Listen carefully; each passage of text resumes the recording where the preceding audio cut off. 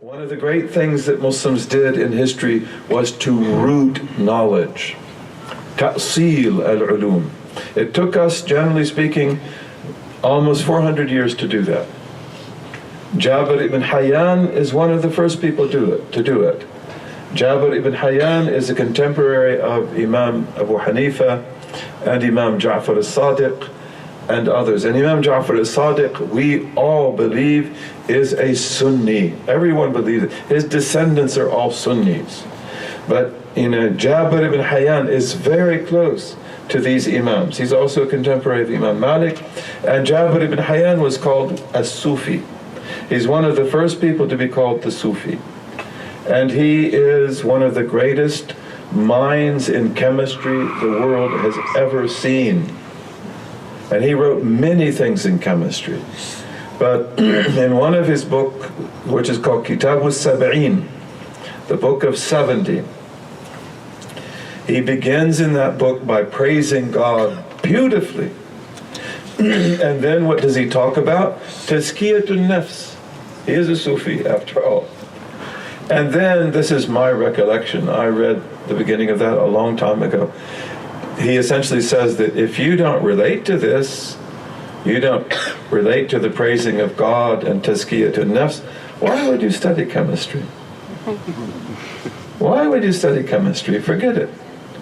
Chemistry is only for the people who praise God and purify themselves. Isn't that strange?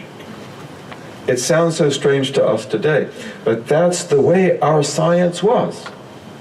Because whether it was chemistry, or whether it was medicine, or whether it was botany, or hydrology, or whatever it was, we studied embryology. We studied the embryos. We knew how the embryo develops very early in our history. And we talk about it with great intelligence, incredible intelligence.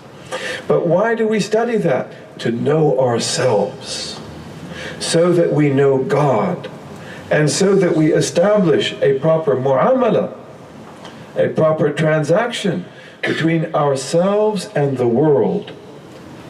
That's what Jabir ibn Hayyan is talking about. And he is one of the first ones who begins the process of ta'sil, that what are the principal foundations of chemistry that would also apply to mathematics, that would also apply to geometry, that would also apply to anything else, embryology, anything else. And then we will work on this for a long time. One of the most difficult things for us in Islam was to do this with mathematics. And mathematics took us 100 years longer than anything else. Agriculture, hydrology, veterinary medicine, other things, we developed that right away. But mathematics will take us a long time. Why? Because we take mathematics from the Quran, we take it from the Arab tradition, we take it from the rabbis, we take it from the Persians, we take it from the Greeks and the Romans, we take it from everyone that we can find, and then we put it together. And that was not easy to do. This is one of the most interesting things in our history. And the Musa brothers, the three Musa brothers, they are part of this.